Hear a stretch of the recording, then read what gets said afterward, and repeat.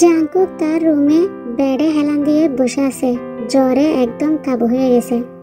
চুলগুলা এলোমেলো, চোখের পাতা ভারী। এরই ভিতর দরজা ঠেলে নামজুন ঢুকে ছেলেকে দেখতে আসছে। নামজুনকে দেখে জাংকুক আরো বিরক্ত হয়। জাংকুকের কপালে হাত দিয়ে দেখে জ্বর আছে কিনা। না, এখন নেই। এখন কেমন লাগছে কুকি? কি খাবে, স্যুপ নাকি অন্য কিছু? ন্যাকামো করবেন না, কেন চলে যান। কেন এসেছেন? I need sleep now. Namjoon হতাশ হয়। মাহারা ছেলেটাকে পুরোটা সময় দুহাতে আগলে রাখবেন কথা দিয়েছিলেন জাংকুকের মাকে। কোনোদিন মায়ের অভাব বুঝতে দেবেন না, তবুও এত চেষ্টা করেও নামজুন সেটা পারেনি, বরং ছেলেটা আরো দূরে সরে যাচ্ছে দিন দিন। এর ভিতর নামজুনের মোবাইলে কল আসে। নামজুন ফোন রিসিভ করে বলে, কি জেহুক, কেমন আছো? অনেকদিন পর কল দিলে। ভালো, তোমরা? আছি, একটু ঝামেলায় আছি। ভাবি বাচ্চারা ভালো তো? হ্যাঁ, আছে ভালোই। তো তোমার মেয়ের কি খবর, বিয়ে হয়ে গেছে? না, পাত্রের সমস্যা থাকায় বিয়েটা হয়নি। পাত্র খুঁজছি ওর জন্য। তোমার জানা মতে ভালো পাত্র থাকলে আমাকে বলিও। আচ্ছা, আমি দেখব। তুমি ছবি আর বায়োডাটা পাঠিয়ে দাও, আমি দেখছি। জেহুক সঙ্গে সঙ্গে পাঠিয়ে দেয়। তা দেখে নামজুনের চোখ বড় হয়ে গেল। জাংকুকও চমকে তাকালো। দেয়ালে টাঙানো তের ছবিটা দেখে নামজুন বলে, ও, তাহলে জেহুপি তোমার হবু শ্বশুর? বাহ, ভালোই হয়েছে। বাবা হয়ে আমি তোমাকে শুধরাতে পারিনি, জেহুপি পারবে। কি বলেছেন উনি? তোমার প্রেমিকার জন্য পাত্র খুঁজতে বলল। ওনার সঙ্গে তোমার কিসের সম্পর্ক? কিভাবে উনি তোমাকে চেনেন? সে অনেক লম্বা হিস্টোরি, আপাতত সংক্ষেপে বলি। তুমি খুবই ছোট ছিলে তখন। তোমার মা আর আমি, তুমি সহ একটা অনুষ্ঠানে অ্যাটেন্ড করার জন্য ওদেরই গ্রামে গেছিলাম। তখন আমরা খুবই বিপদে পড়েছিলাম। প্রতিমধ্যে ডাকাতের হামলা। যেহেতু আমি রাজনীতিবিদ ছিলাম, হয়তো বিরোধী দলেরও কেউ এগুলা করতে পারে, কিন্তু জেহুপি আমাদেরকে বাঁচিয়েছিল বিপদ থেকে। তারপর তাদের বাড়িতে আশ্রয় দিয়েছিল। তখন থেকে ওর সাথে আমার যোগাযোগ, এক প্রকার বন্ধুই বলতে পারো। আমি তেকে খুব ছোট অবস্থাতে দেখেছি। এখনকার তে যে জেহুপির মেয়ে তা আমি জানতাম না, কারণ জেহুপির সাথে আমার প্রায় দেখা হতো এখানে ঢাকাতে। ওই দিক আর যাওয়া হয় নাই। আচ্ছা বাদ দাও, তুমি এখন ঘুমাও, অসুস্থ তুমি। আর একটা কথা, তুমি চাইলে আমি তোমার কথা জেহুপকে বলতে পারি। না, দরকার নেই। আমার লাইফ আমাকে দেখতে দাও। নামজুন আর কি করবে, হতাশ হয়ে রুম থেকে বের হয়ে গেল। সিটির আড্ডাখানায় বসে আছে জাংকুক সহ বাকি সবাই। হঠাৎ পাশ থেকে ইনু বলে ওঠে, বাই বাই, আঙ্কেলকে তো পুলিশের ধরে নিয়ে যাচ্ছে। আপনার বাড়িতে পুলিশ, দেখেন ফেসবুকে কি লিখছে। জাংকুক তাড়াতাড়ি ফোনটা কেড়ে নিয়ে দেখে ওখানে নিউজে বলছিল খাদ্যমন্ত্রী কিম নামজুনকে মানি লন্ডারিং এর অভিযোগে আটক করা হয়েছে। এই অবৈধ অর্থ পাচার গত 10 বছর ধরে চলছে। প্রায় 100 কোটি টাকা পাচারের অভিযোগ রয়েছে তার বিরুদ্ধে। জাংকুকের আর ধৈর্য হলো না, নিশ্চয় পুরাপুরি শোনার। তাড়াতাড়ি করে ফোনটা বন্ধ করে দৌড় দিল বাইকে, স্পিড বাড়িয়ে ছুটল তার বাবার বাড়ির উদ্দেশ্যে। এদিকে তে অনেকদিন পর পড়ার টেবিলে বসে আছে। সামনে সেমিস্টার ফাইনাল। নতুন নতুন প্রেমে পড়ায় তের একদম পড়ায় মন বসছে না। হঠাৎ জিমিন এসে বলে, এই তে, শুনছিস তোর হবু শ্বশুরকে নাকি পুলিশে ধরে নিয়ে গেছে? আমার তো এখন ভয় লাগছে রে তে, জাংকুক ভাইকে যদি ধরে নিয়ে যায়। নিউজে দেখাচ্ছে, দেখ সবকিছু। তে মোবাইলে সবকিছু দেখলো। অসম্ভব, জাংকুক এমন কাজ কখনোই করবে না। জাংকুক ভাই কি জিনিস তুই আদৌ জানিস? তার বাবার ডান হাত, মন্ত্রী মানুষ। কোন কারাবে এসব ছোটখাটো মানি লন্ডারিং এসব তো ওদের কাছে দুধভাত। জাংকুক ভাই যে আঙ্কেলের সব কাজে হেল্প করে এটা সবাই জানে। আমার মনে হচ্ছে জাংকুক ভাইও এই কেসে ফেসে যাবে। কল করছিস ওনাকে? তে দ্রুত কল লাগালো জাংকুককে। জাংকুক তের কল দেখে কেটে দিচ্ছে। বারবার কল দেওয়াতে জাংকুক বিরক্ত হয়। এই মেয়েটা এত অধৈর্য কেন? জাংকুক ভিড়ের মধ্যে দাঁড়িয়েও তের কল রিসিভ করলো। হোয়াট, বারবার কল দিচ্ছ কেন? কল ধরছি না মানে ব্যস্ত আছি, রাইট? কি বলবে তাড়াতাড়ি করে বলো। সরি, আসলে আপনার নামও কি মামলা হয়েছে? আঙ্কেলের কথা কি শুনছে এগুলা? Don't worry, I will be fine. এখনো মামলা হয়নি, রাইট? আর হবেও না, প্রমিস। শুনো, টেনশন না নিয়ে চুপ করে বসে থাকো। আমাকে কল দিও না, আমি ব্যস্ত থাকবো। জাঙ্কুক, প্লিজ রাগের মাথায় কোনো ভুল সিদ্ধান্ত নেবেন না। Don't panic. From now everything will be neat and clean. Bye and love ইউতে। এত ব্যস্ততার মধ্যেও জাঙ্কুকের মুখে লাভ ইউ কথাটা শুনে সম্পূর্ণ শরীর যেন ঠান্ডা হয়ে গেল তের। এত সব না ভেবে আবার কল লাগাল সুগার ফোনে। ভাইয়া, আপনি কোথায়? আমি জাঙ্কুকদের বাড়িতে আছি। প্লিজ ভাইয়া, ওনার দিকে একটু খেয়াল রাখবেন। রাগের মাথায় কিছু একটা করে বসে, আমার খুব ভয় হচ্ছে। রিল্যাক্স দে, আমি আছি। কিন্তু আমি এটাই বুঝতে পারছি না, জাঙ্কুক হঠাৎ করে তার বাবার প্রতি এতটা সফট হলো কিভাবে? এমনটা আগে কখনো দেখা যায়নি। আচ্ছা তুমি ভালো থেকো, আমি পরে কথা বলি। কথাটা বলে সুগার ফোন কাটে। এদিকে জাঙ্কুক কোনো মতে বাড়ির উঠানের ভিড়ের মধ্য দিয়ে ঘরে প্রবেশ করলো। ড্রয়িং রুমে যেতেই নামজুনের চেহারাটা চোখে পড়ল। ভীষণ নীরব হয়ে আছে নামজুন, চোখের নিচে কালি, শরীরটা যেন একদিনে ভেঙে গেছে। জাঙ্কুক গভীরভাবে নামজুনকে দেখে তার বাবা ভিতরে ভিতরে এতটা ভেঙে পড়েছিলেন, এইসব জাঙ্কুকের নজরে কিভাবে পড়ল না? কোথায় ছিল জাঙ্কুক? কথাটা মনে হতে জাঙ্কুকের ভিতর অপরাধবোধ কাজ করে। ঘরের কোনায় চোখ পড়তে জাঙ্কুক দেখে সেখানে দাঁড়িয়ে কান্না করছে তারই সৎমা যিশু। নামজুন জাঙ্কুকের দিকে একবার চেয়ে তারপর পুলিশের সাথে গাড়িতে উঠে গেলেন। জুন যেতে যিশু তাড়াতাড়ি করে জাঙ্কুকের কাছে চলে আসে। জাঙ্কুক, প্লিজ তোমার বাবাকে নিয়ে আসো। তার জন্য যা কিছু দরকার করো, যা ইচ্ছা, তাও তাকে প্লিজ নিয়ে আসো। তোমার কাছে আমি হাত জোড় করছি।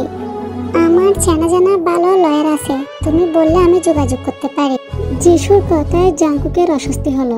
জাঙ্কুক কখনো যিশুর সাথে সরাসরি কথা বলেনি, তারপরও অস্বস্তি নিয়ে বলে, আমি সব ঠিক করে ফেলবো, আপনি চিন্তা করবেন না। নামজুনকে পুলিশে ধরে নিয়ে গেছে 2 দিন হয়ে গেছে। এই 2 দিনে জাঙ্কুক রাত দিন এক করে অফিস, ব্যাংক সবখান থেকে সিসিটিভি ফুটেজ বের করে প্রমাণ জোগাড় করে ফেলছে। ব্যাংকের ম্যানেজাররা বিরোধী দলের থেকে টাকা খেয়ে নামজুনের বিরুদ্ধে মিথ্যা ফাইল দুদক কমিটির হাতে দিয়ে দিছে। জাঙ্কুক সব প্রমাণ সহ ফাইলপত্র কোর্টে জমা দিয়ে দিছে। আপাতত তার কাজ শেষ, এবার তার বাবাকে তারা ছেড়ে দেবে। মন মেজাজ আজ বেশ ফুরফুরা। আর সময় নষ্ট না করে তাড়াতাড়ি দেখে কল দেয়। এই 2 দিন মেয়েটার সাথে একটু কথা হয় নাই জাঙ্কুকের ব্যস্ততার কারণে। জাঙ্কুক, কোথায় আপনি এখন? ঠিক আছেন তো? কল দিলে কল ধরেন না, মেসেজ সিন করেন না। কি করছেন, কোথায় যাচ্ছেন কিছুই জানি না। ভীষণ টেনশনে আছি আমি আপনাকে নিয়ে। রিল্যাক্স দে। নিচে এসে একটা টাইট হাত দিলে maybe I will feel better তে। এই কথাটা তের কানটা গরম করে দিল। তের বুক দুকপুক করে উঠল। নিচে দারোয়ান আছে তো, কিভাবে যাব? So what? যদি যেতে না দেয়? তাই দারোয়ানের বাহানা দিচ্ছ? দিন দিন চূড়ান্ত লেভেলের দুষ্ট হয়ে যাচ্ছ কিন্তু। বাপের ভদ্রসভ্য মেয়ে তুমি, কিন্তু এতটাও বোলাবালা নও। I know. মোটেও না, মিথ্যা জানেন আপনি। ওকে, মেনে নিলাম। এখন নিচে আসো, আই এম ওয়েটিং। ফোনটা কাটতে তে ফোনের স্ক্রিনের দিকে কিছুক্ষণ তাকিয়ে থাকলো। ঠোঁটের কোণে হাসি, পেটে বাটারফ্লাই উঠছে যেন, যা সে থামানোর চেষ্টা করছিল কিন্তু পারছে না।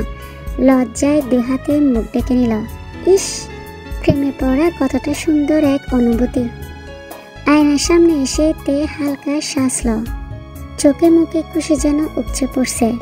হাসি মুখ নিয়ে যখনই বের হতে যাবে, কম্বল মাথার উপর থেকে সরিয়ে জিমিন বলল, প্রেমের জোয়ারে বাসা আমার রুমমেট, লাইটটা নিভিয়ে যাও, আমি এখন ঘুমাবো।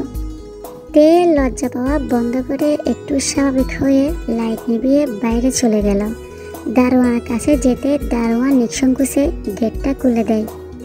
দারোয়ানের দিকে তাকিয়ে তে মুচকি হাসল।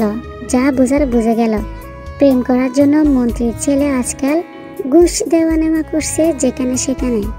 তে জাঙ্কুকের কাছে যেতে দেখলো জাঙ্কুক দাঁড়িয়ে দাঁড়িয়ে আইসক্রিম খাচ্ছে। ঠান্ডায় আইসক্রিম খাচ্ছেন, জ্বর উঠবে আবার। উঠলে উঠবে, কেয়ার করবে তখন। দায়িত্ব পালন করা এখন থেকে শেখো, বাপের ভদ্র মেয়ে। আমার বাবার সঙ্গে আপনার কোন জন্মের শত্রুতা একটু বলবেন? সবকিছুতে বাবাকে টানতে হয় কেন আপনার? তোমার বাবাই তো আমার সব সমস্যার মূল। তিনি আমাদের মেনে নিলে আরো 1 মাস আগে তুমি আমার বউ হয়ে যেতে।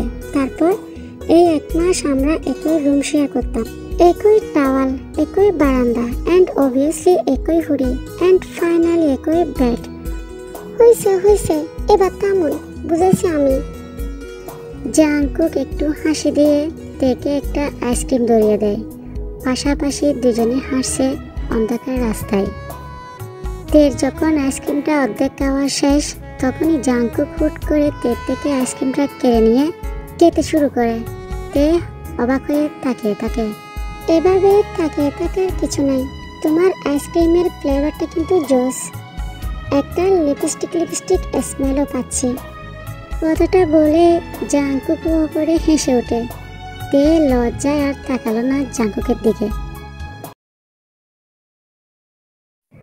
আজ মুক্তি পেয়েছে কিম নামজুন। জাঙ্কুক তার বাবাকে সাথে নিয়ে বাড়ির দরজায় এসে গাড়ি থামালো।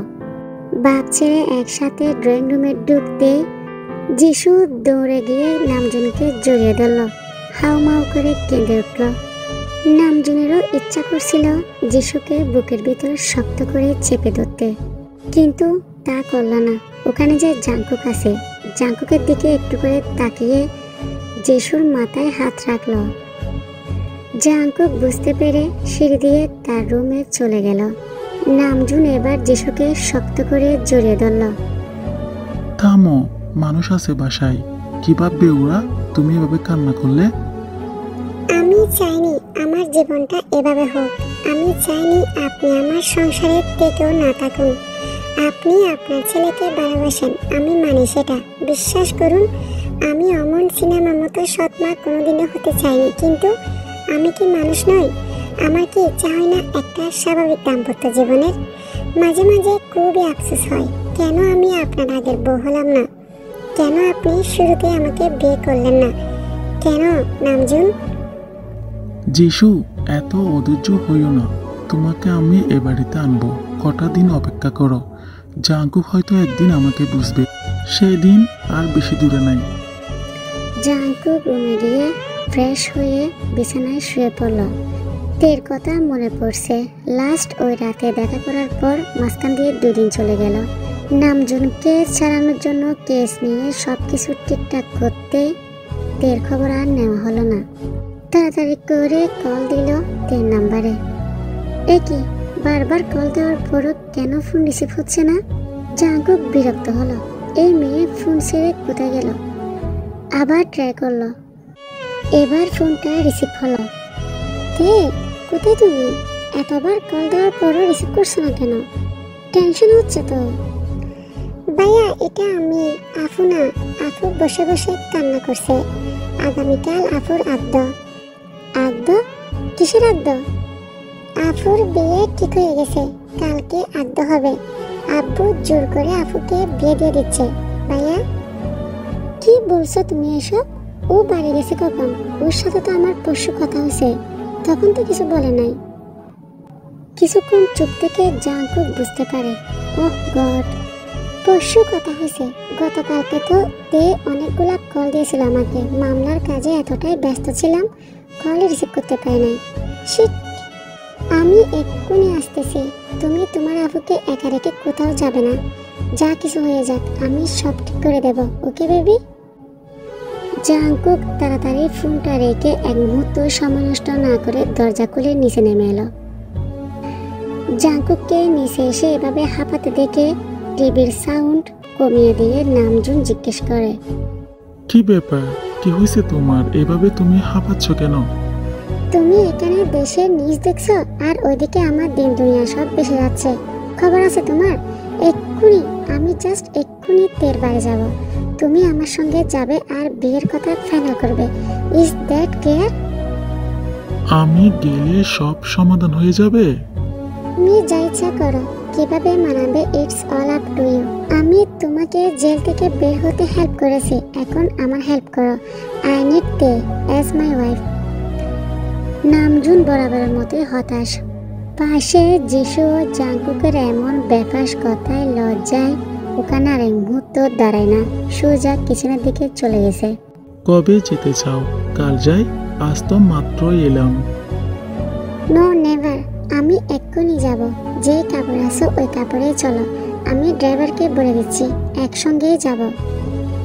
আরে, মেয়ের জন্য বিয়ের প্রস্তাব নিয়ে যাচ্ছি, খালি হাতে যাব নাকি? কিছু তো কিনে আনতে হবে। আর আংটি লাগবে না? আংটি আছে আমার কাছে মায়ের, ওটাই দিয়ে দেব। উঠবে তুমি? আমি জেহুককে মানাতে পারি, তবে একটা শর্ত আছে। কিসের সত্য? তোমার তেকে চাই, আমারও তোমার ছোট মাকে চাই। অসম্ভব, আমি আমার মায়ের ঘরে। ঠিক আছে, তাহলে ভুলে যাও তের কথা। জেহুককে মানানো এমনিতেই সম্ভব নয়। জাংকুক বড় বড় চোখ করে যিশুর দিকে তাকায়। যিশুও বড় বড় চোখ নিয়ে তাকিয়ে আছে নামজুনের দিকে। নামজুন যে তার নিজের ছেলেকে এমন কথা বলতে পারে, যিশু যেন কানকে বিশ্বাস করাতে পারছে না। ওকে ফাইন, তুমি এনে রাখো তোমার বউকে, কিন্তু সে আমার মায়ের ঘরে শুবে না। এটার ব্যাপারে নো কম্প্রোমাইজ।